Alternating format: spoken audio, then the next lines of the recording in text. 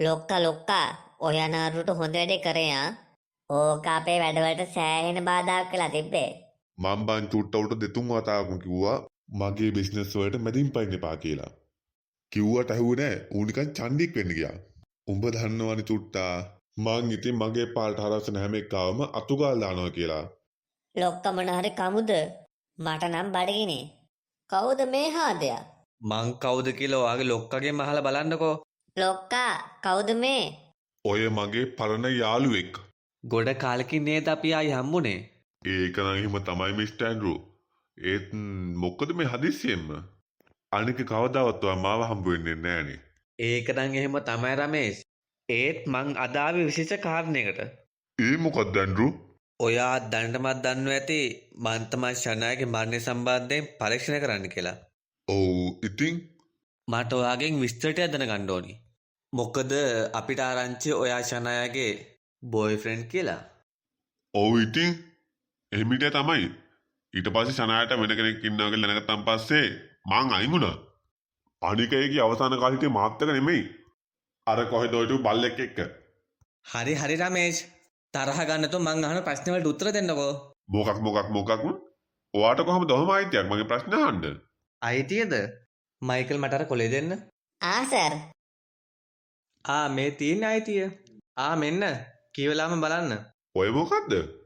මේ තමයි මට මේ නඩුව සම්බන්ධයෙන් ඕන කෙනෙක්ගෙන් ප්‍රශ්න අහන්න අධිකරණය දුන්න වරෙන්තුව. අකුරක්වත් කියව ගන්න බැරි මට මොන වරෙන්තුද අයිසේ? මගේ මරුන් නොකා ඕව අරන් යන මගුල කනවා යන්න. ඔහෙලට දැන් ලොක්ක කියපද ඇහුණනේ. යනවා යන්න. බලාගමු එහෙනම්. යම් මයිකල් යන්න. බලන්නකො මයිකල්. රමේෂ්ගේ මාර චණ්ඩකමක් නේ තියෙන්නේ. ඒක තමයි සර්. මට නම් හිතෙන්නේ මූ මේ මෙච්චර චන්දිකම් දාන්නේ එයා මේකට ටිකක් සම්බන්ධ ඇතිනේ කොහෙන් හරි. ඔව් මයිකල්. මටත් ඒ වෙලාවෙම රමේෂ් ගැන සැක හිතුණා. මන්නම් කියන්නේ ඇන්ඩ්‍රූ සර් අපි උට හොරෙන්ම ඌ ගැන හොයන්න පටන් ගත්තන හරි. හරි මයිකල්. අපි ඒව හෙට බලාගමු. දැන් ඔයා ගෙදර යන්න. ගොඩක් රැ වෙලන් තියෙන්නේ. හා සර්. එහෙනම් මං උදෙන්ම එන්නම්. හා.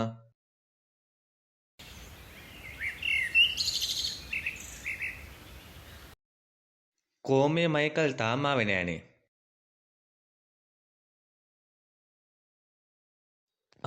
හෙලෝ. කියන්නේ මිස්ටර් ඩයස්.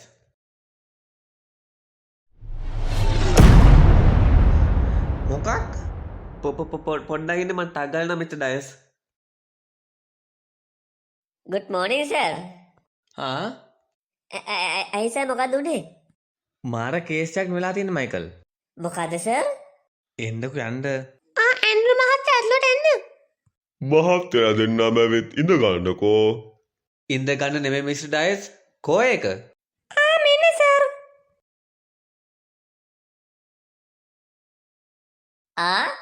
ඔය මොකද්ද සර්? මේක ෂනායට ආපු ලියුමක්. ඕක කියවලා බලන්නකෝ සර්. ෂනාය වෙත 2025 1/4. කොහොමද ෂනාය? මේ කතා කරන්නේ ඔයාගේ මාරයා. මේ උපන්දිනේ ලස්සනට සමරන්න. හොඳට සතුටු වෙන්න. මොකද මේ ඔයාගේ අවසන් උපන්දිනේ. එහෙනම් හොඳට කාලා බීලා මැරෙන්න ලෑස්ති වෙන්න. උඹ අර පියුමාලයා එක්ක නටපු නාටකම් මං හොඳට දන්නවා. අනික මං උඹ ගාවට කොච්චර එන්න හැදුවද? උඹ මට එන්න දුන්නද? මං ගහන්න එන්න දුන්නද? නෑනේ. ඒ නිසා දැන් මගෙන් මැරුම් කන්න ලෑස්ති වෙන්න. ඊට පස්සේ කට්ටිය තේරෙයි මේ රමේෂ් කියන්නේ කවුද කියලා. මීට ඔබේ මාරයා. රමේෂ්? අපි මයිකල් ටක් ගාලා මේක පොලිසියට පෙන්නමු. සර් අපේ සැකේ හරි වගේ. ඒකනේ මයිකල්. මං හිතුවා අනිවාර්යෙන් රමේෂ් තම වැඩේ කරන්න නැති කියලා. ඉතින් මිස්ටර් ඇන්ඩ්‍රූ ගොඩ දවසකින් කොහොමද පරීක්ෂණ කටයුතු එහෙම? ඉස්පෙක්ටර් මහත්තයාට කියන්න විශේෂ දෙයක් තියෙනවා. ඒ මොකක්ද ඇන්ඩ්‍රූ? ෂනාය මැරලා නෙමේ සර්. එයාව මරලා. ඒ කවුද මිස්ටර් ඇන්ඩ්‍රූ? වෙන කවුරුත් නෙමේ සර්. අර රමේෂ්. මොනවා? රමේෂයා? තමුස කියන අර පාතාලිනේ රමේෂ්ද? ඔව් සර්. ඌ තමයි මේ වැඩේ කරලා තියෙන්නේ. හරි මිස්ටර් ඇන්ඩ්‍රූ. මිස්ටර් ඇන්ඩ්‍රූ කිසි දෙයකට බය වෙන්න එපා. අපේ පොලිසිය එයාව අල්ලගනි. එහෙනම් සර් ඌ පැනලන්න කලින් ටක් ගාලා පොලිසිය යවන්න වෙයි. හරි මයිකල් මහත්තයා ඔයාලා බය නැතුව යන්නකෝ. මං ඌ අල්ලගෙන කතා කරන්නම් ඔයාලට. හරි නම් ඉස්පෙක්ටර් මහත්තයා අපි ගිහින් එන්නම්. හරි. ඉතින් යාළුවනේ කියන්න විශේෂ දෙයක් තියෙනවා. ඒ මොකද්ද කියලා දැනටමත් ඔයාලා දන්නවා ඇති. ඒ තමයි යාළුවනේ ඔයාලට මේ බෝඩ් එකේ පේන තියෙන විදිහටම අපි මේ වීඩියෝ එක හදා දාද්දීම අපේ සබ්ස්ක්‍රයිබර්ස්ලා 200 සීමාව පහු කරා.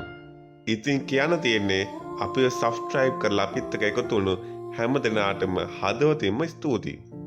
මේ වීඩියෝ එක බලන ඔයා අපේ channel එකට අලුත් නම් දැන්ම පහළ තියෙන subscribe බටන් එක ඔබලා අපිත් එක්ක එකතු වෙන්න. ඉතින් කට්ටිය මට කියන්න තිබ්බ දේ නම් එච්චරයි. මට අවසාන වශයෙන් කියන්න තියෙන්නේ අපි ඉක්මනින්ම 1k ගහමු. 1k කියන්නේ subscribers 1000ට වැඩියෙන්. එහෙනම් වීඩියෝ එකට like එකක් දාන ගමන්ම අපි කතාවේ අවසාන කොටස බලමු. සර් අර රමේෂා නිදන් ඉන්නේ මොකුත් උන්නේ නැහැ වගේ. ලීඩර්. ඔව් සර්. ගිහින් අර පාහරව අල්ල ගන්නවා. ඔබ කවුද? ඔබට කවුද කියන එක දන්නේ නැනේ. මේ වරෙන් යන්න. බඩයා ඔබ කොහෙද? කොහොම ඉතුවක්කෝ අරන් වරෙන් මේ මුම්ම එක්කගෙන දන්නේ මොකෝ මේ? ඔබ පොලිසියටත් වඩා උඩින් යන්නද හදන්නේ? අයිසේ කට පියාගෙන වරෙන් යන්න මූයක්. ඒක තමයි සර් බලන්නකො මේකගේ තියෙන තණ්ඩිකම. ඒ මාව අතහැරපල්ලා. මම මොකුත් කරේ නැහැ මම මේ පාඩුවේ හිටියේ. බඩයෝ මාව බේරගනින් බඩයෝ.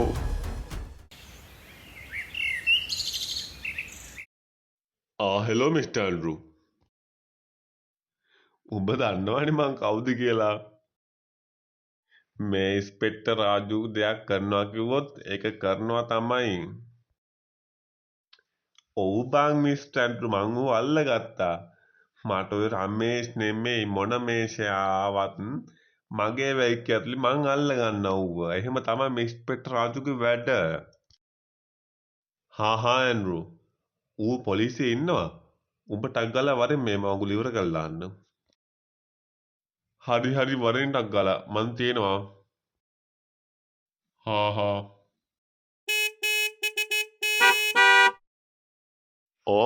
තෝද මේවට මුල? මං හිතුවා. තාමුසි දැන්වත් වැරද්ද පිළිගන්නවද? මොන වැරද්ද ගැනද තමුසේ කියවන්නේ? ඇයි රමේෂ්? දැන් ඔයාට ඒකත් අමතක වුණාද? උඹ කියන්නේ ඔය රෙද්දේශාන් ආයෝ මැරුවේ මං කියලාද? නැත්තම් වෙන කවුද රමේෂ්? මං ඇත්තමයි කියන්නේ. මං ওই ශානායාව මැරුවේ නෑ. මේකනේ රමේෂ්. හොරා කවදාවත් මං හොරා කියලා කියන්නේ නෑනේ. ඇන්ඩ්‍රු සර් නම් හෙන වැඩකාරයානේ. ඇයි මයිකල් එහෙම කියන්නේ? සර් ඉතින් අච්චර අමාරු නඩුවක් ඒ ඇල්ල මෙහාර ඉතින් විසඳුවානේ. ඒක නෙමෙයි මයිකල් මට තියෙන ප්‍රශ්නේ වෙන එකක්. ඒ මොකද්ද සර්? මට සැකයි ඇත්තටම මේ කරේ රමේෂ්මද කියලා. නැත්තම් වෙන කවුද සර්?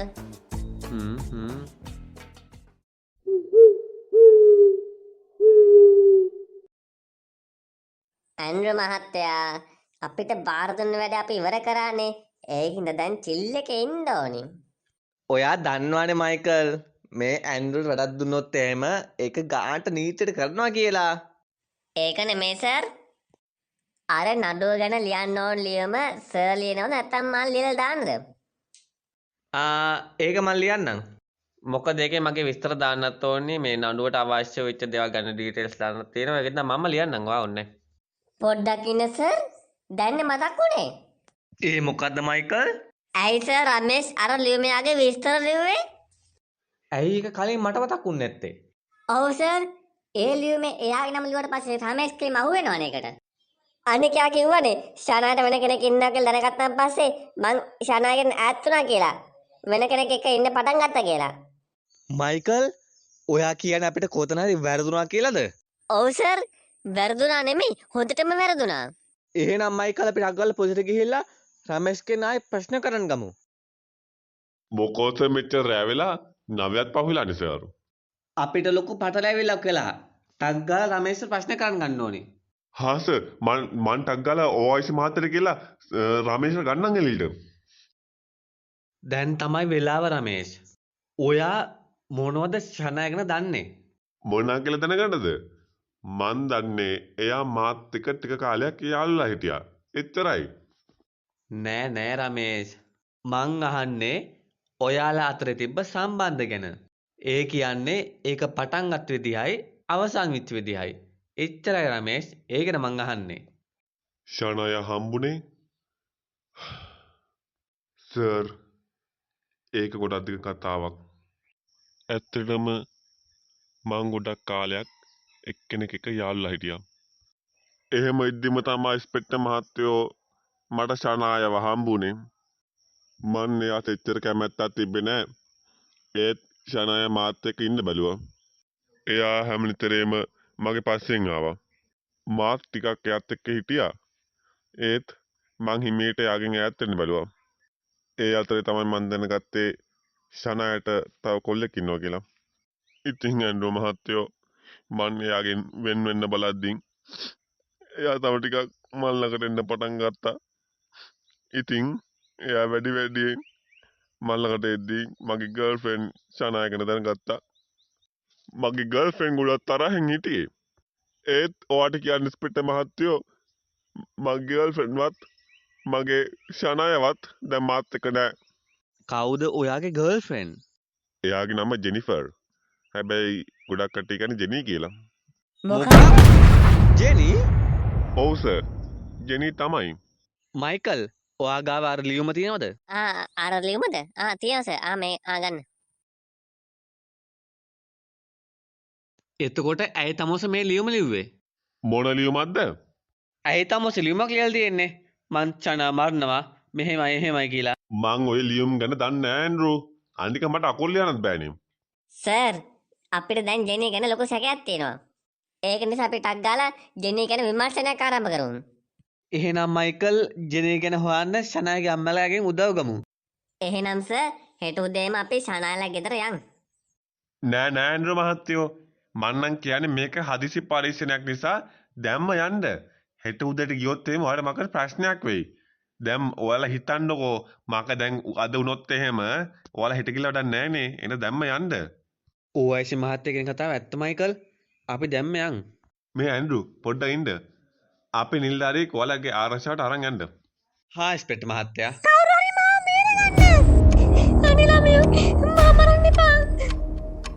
ඒ ළමයෝ මොනවද කරන්නේ? නවත්තන ඕක. ළඟට එන්න එපා. ළඟට આવොත් මේ ගෑණි මරනවා. සරයා කිව්වනේ එන්න එපා. આવොත් මේ ගෑණි මරනවා මං. උඹට තේරෙන්නේ නැද්ද? මං කිව්වට ඒක කරනවා. මරනවා මේ ගෑණි මං.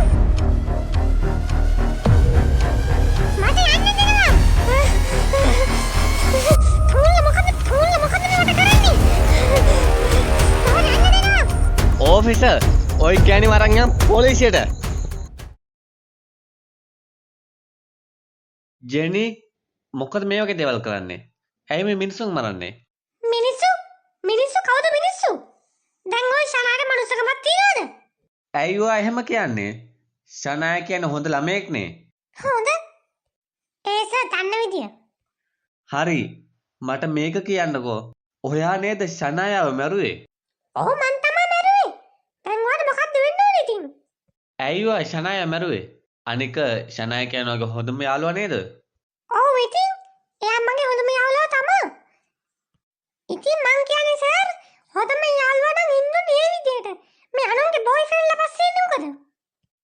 අනික මං ෂනායට කිව්වා ඕක කරන්න එපා කියලා.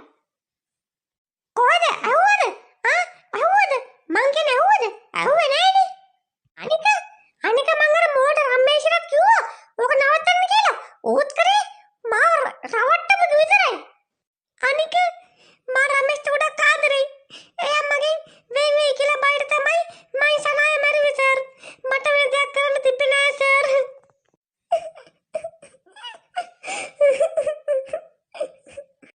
ඇයි ඔයා එහෙනම් ෂනායගේ තාත්තව මැරුවේ? දුව කරපු දෙයට තාත්තා පල්ලනේ. එයාලා මැරුවේ මං ගැන විස්තර ඔයාලට කියලා ගෙනින්නා. එතකොට ෂනාය මැරෙන්න කලින් දවසේ ඇයි ලියුමක් කියලා දැම්මේ? මේක රමේෂ් පිටින් දාන්න. ඒ වගේ බෝයිෆ්‍රෙන්ඩ් නේ. ඇත්තටම ඔයාලා මාව හොයන් ආපු නිසා මං ගොඩක් බය වුණා. ඒක නිසා මේක රමේෂ් පිටින් යවන්න තමයි මං පොඩ්ලිමක් ලියලා එදාරා දැම්මේ. අනික රමේෂ් දැන් මාත් එක්ක නෑනේ. එහෙනම් සර් මගේ පරීක්ෂණ කටයුතු ඔක්කොම ඉවරයි. මගේ නිගමනය අනුව 100ක් වැරදි කාරයා තමයි මේ ජෙනිෆර්. එහෙනම් ඇන්ඩ්‍රු මහත්තයා අපිත් එක්ක එකතු වුණාට ගොඩක් ස්තුතියි. දැන් එහෙනම් ඔයාලට එන්න පුළුවන්. අපි හෙට උසාවියෙන් සාධාරණයක් ඉෂ්ට වේ කියලා හිතමු. එහෙනම් සර් පරිස්සමෙන් යන්න. ඕනොත් කතා කරන්න. අපි යම් Michael.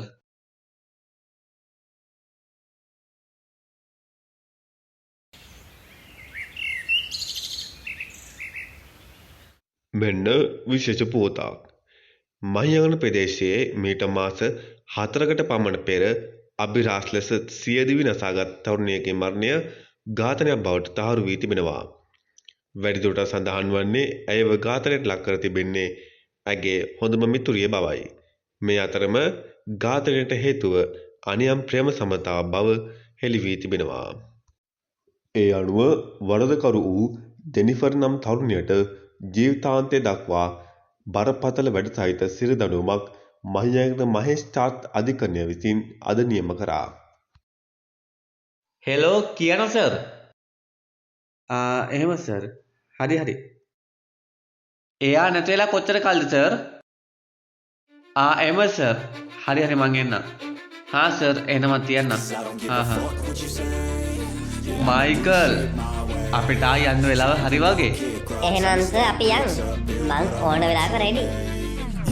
I got a lot of shit to say, so I'ma do this every day. I'll be writing things until I'm fucking buried in my grave. 6 feet deep under, but my body won't decay.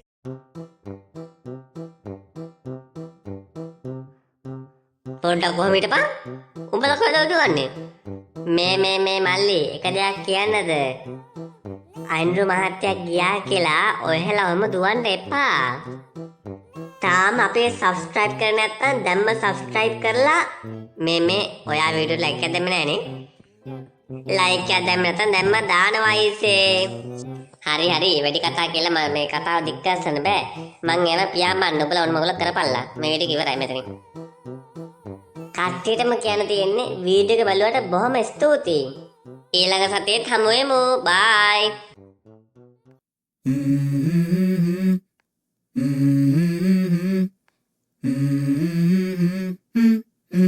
Let's go.